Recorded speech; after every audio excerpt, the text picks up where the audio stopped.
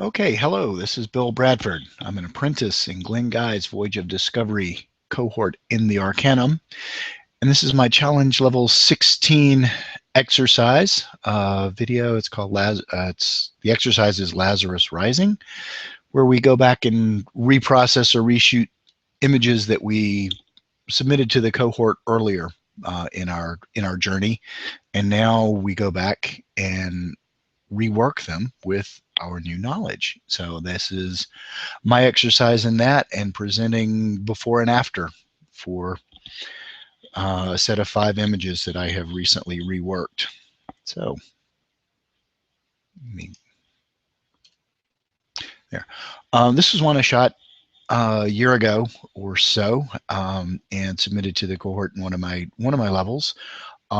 It's a 2-shot panorama of Mesa Arch in Utah, and I've done some work to remove the lens flare that was in here, but I was never really happy with this image because of the lens flare and some of the issues that are there in it. So I wanted to try to rework this with some sort of different techniques that I've picked up. And so the first thing I did is I went all the way back to the original raw files. I processed an HDR like I did originally. I processed a black and white version in Silver Effects Pro to get structure, to blend the black and white level in with the luminosity blend mode to give structure to the image. It's a technique that Glenn has provided information to us on and tutorials on, so I wanted to use that. But in this image I didn't, or in this rework, I did not use the HDR version. It didn't line up exactly right. There were some issues with how it blended the images together, and they didn't line up with the other images correctly. So I didn't use them, but this is a technique I use commonly, is to merge different versions of files together in layers, and process from that. But this was basically going to use a process color version and luminosity from a process black and white version. It's the same technique I did in the original, just reworked it a little bit as I went through. But the way I wanted to set this up and do this, the technique I wanted to use to try to get rid of this lens flare in these artifacts, is something from portrait retouching that I've picked up in various places called frequency separation. And I'm not going to get too far into all what frequency separation is, or how to do it. There are a lot of tutorials on YouTube for that. But again, it's mostly used for portraits and skin retouching, things like that. So I wanted to apply it to this landscape image and see if it would work from there. But essentially what frequency separation does is it separates out the color of an image from the texture of the image. And if you look over in the layers panel in this screenshot, you can see I have a high and a low layer there. The low has the color information in it, and the high has the texture information in it, so that you can go in and retouch out and smooth out the color differences, like our, over here in this part of this lens flare, in the color layer, without affecting the texture that's in here, all this texture of this rock that's in here. Or on the texture layer, you can go in and smooth out where some of this texture is missing, or this texture is bad in some of these lens flares, and smooth that out without impacting the underneath color. So it allows you to separate that out, and that's what it's used for. And so I wanted to use that on this technique, or that technique on this image.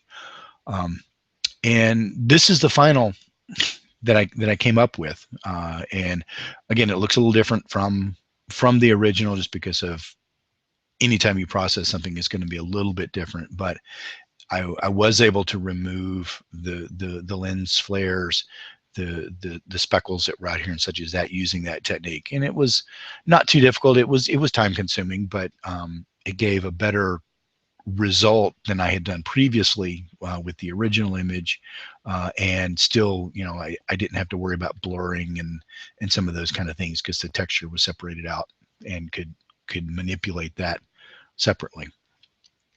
So that was a new technique that I've picked up that I used on this image, and I think it came out better because of it.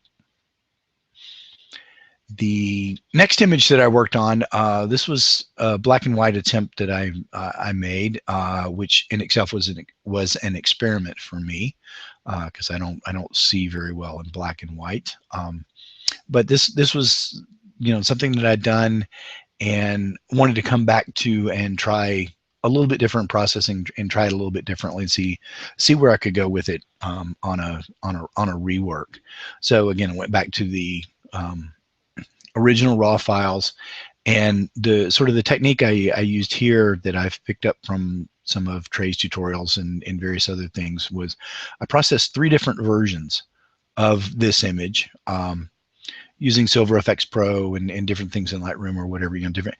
Processed one for the rocks, one for the sky, and one for the tree, with the idea of blending them together as layers and using those different processing pieces for the different parts of the image because they needed to be processed separately. I also went back to this was the color version that I did of this image originally, back at the same time I did the black and white, and I wanted to go back to this crop.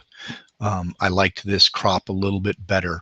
I had a little more information, or a little more out here. I liked the echo of the clouds in the image, in the way the tree was leaning, the way the clouds were moving. So I went back to this crop for the black and white processing, but combining those three different processing methods or layers. This is the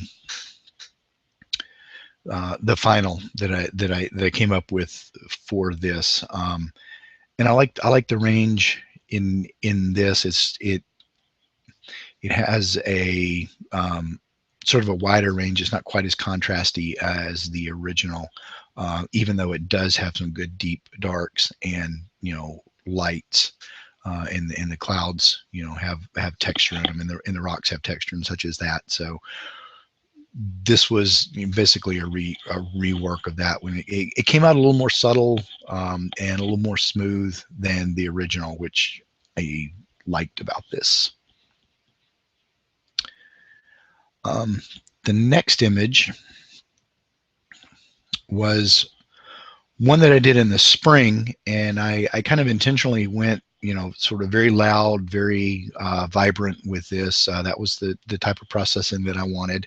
I realized not everyone likes their flower pictures, sort of this abstract, or this, vibrant's not the right word, but this was some choices that I made at the time. But I wanted to go back and see what I would do differently, just see how my process has evolved over my learning in the Arcanum. And I went through and essentially I tried to go down the same road that I went down originally without looking back at the original, not trying to copy the original, just my original thought process. All right, I want vibrant colors. I want some good structure and texture in it.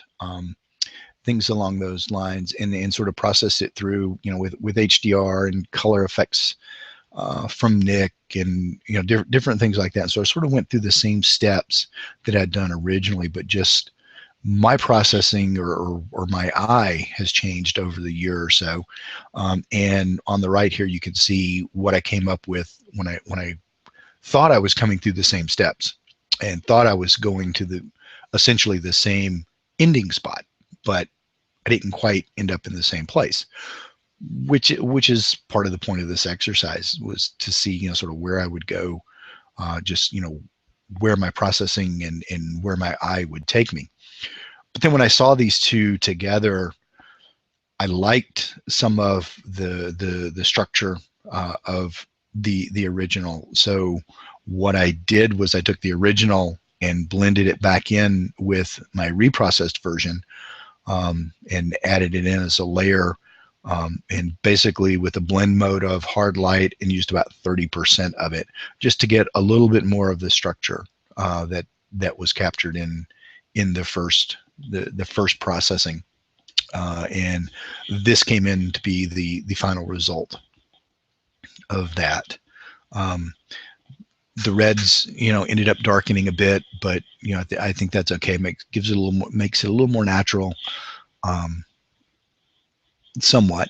It's still not probably, there's obviously a lot of processing and a lot of color pushing in this, but that was the direction I wanted to take in it with it, and not as much, sort of a nice soft pastel sort of flower image.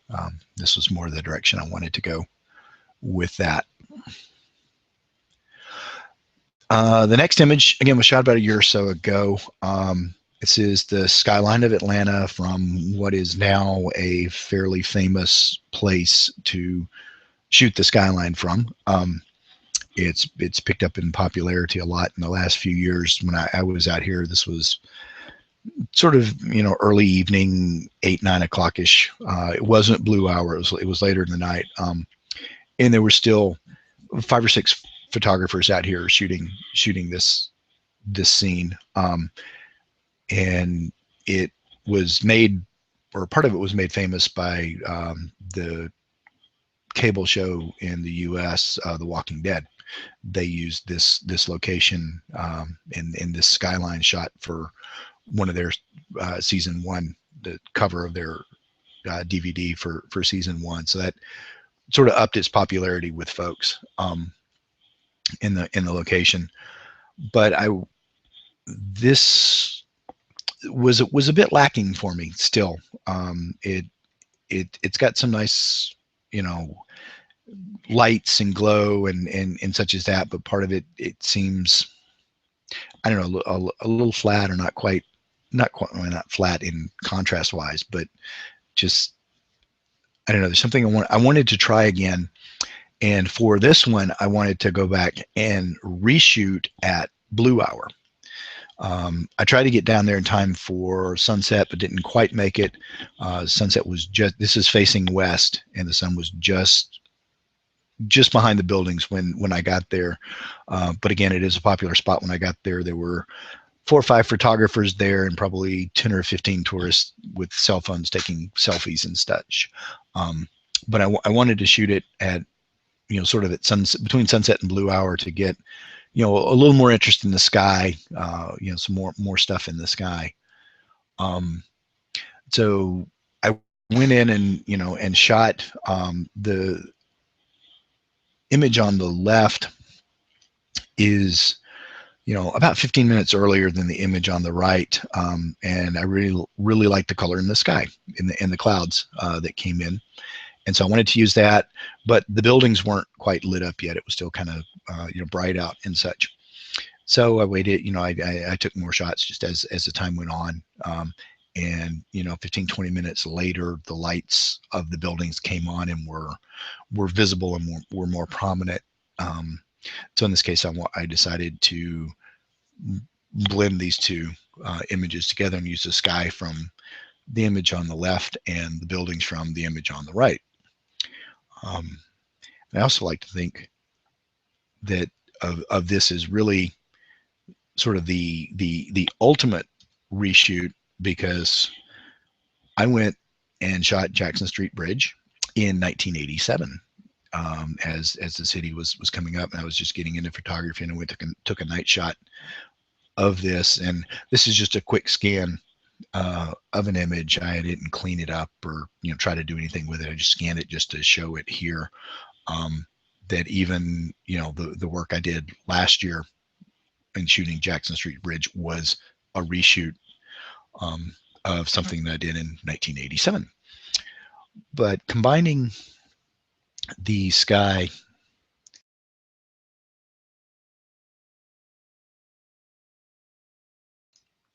sorry about that, I had a cough.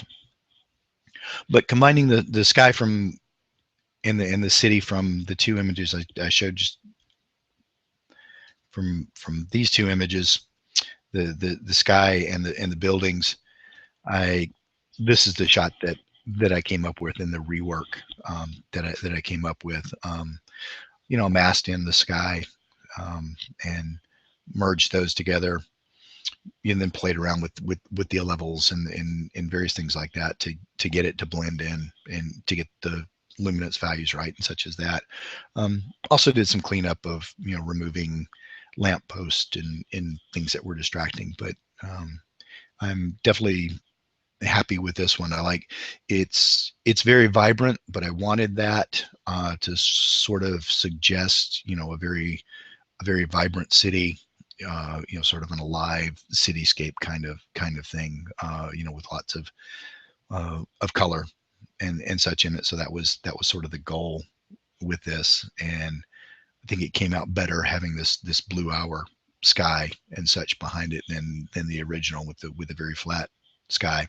Even though in the original there was interesting, where the lights coming off the top of the buildings in this building, they shoot a light up into the sky between these two buildings, and I was able to pick that up in this, since it was at night, and the glow off the top of these buildings. But overall, I think this works better and has more life and vibrance to it.